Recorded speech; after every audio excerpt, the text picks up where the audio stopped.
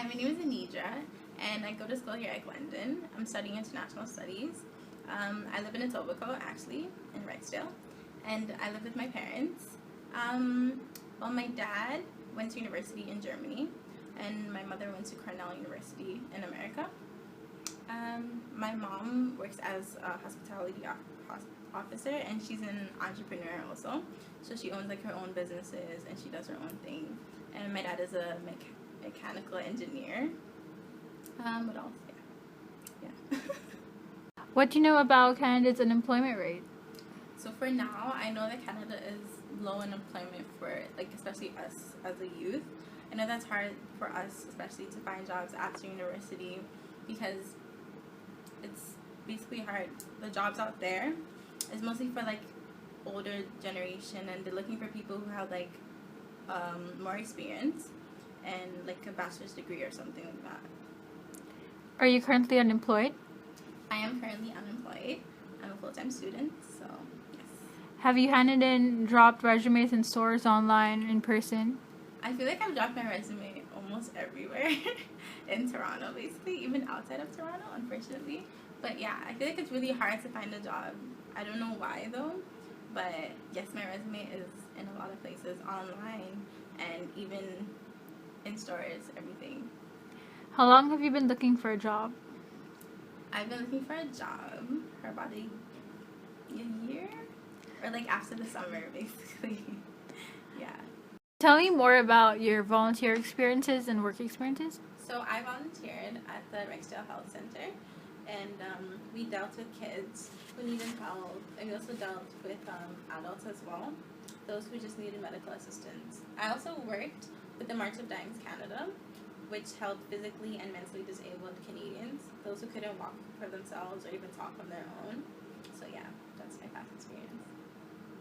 How do you feel about being unemployed? Honestly, it's really like it's sad and annoying. Annoying on the part because you know that you can't like afford things for yourself sometimes. Like we have OSAP to pay back, but then we still need stuff for ourselves, and it's not all the time that we want to go like ask our parents for stuff. And it's sad because like some of your friends already have jobs, and then they're always going to work, and it's like, what are you doing? Like it's like, what are you doing with your life, basically? But I know that maybe like at the end of the day, it's not really like our fault. It's just that there's not really a high demand for jobs for the youth, basically. What was your last job? My last job, I worked at the March of Dimes in Brampton, where we help physically and mentally disabled Canadians. We helped raise funds for them so that they can get walkers and wheelchairs, and just enroll them in programs so that they can feel more independent with themselves. Why did you leave your last job? To be honest, I left my last job because I just left it last summer because I knew that I was going to start university, and I thought it would be too much for me. What have you been doing since your last job? Since my last job, I have been studying, studying and studying. It's just school like every day, every minute. That's it. That's everything. You think you're being too picky? Or are you too picky?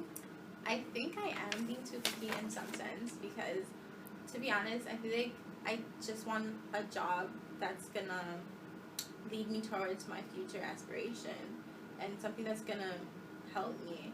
I'm not just looking for the money, but I'm looking for the experience as well.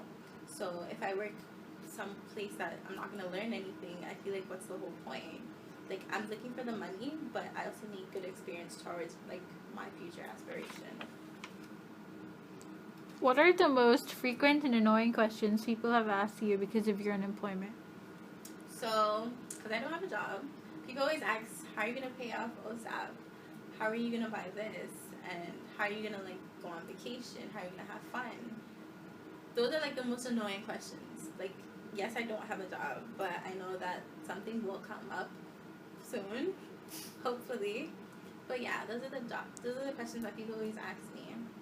And they always ask me if I'm worried that I'm not working, if I'm worried that I'm not going to find a job ever, which I think is crazy, because obviously I will.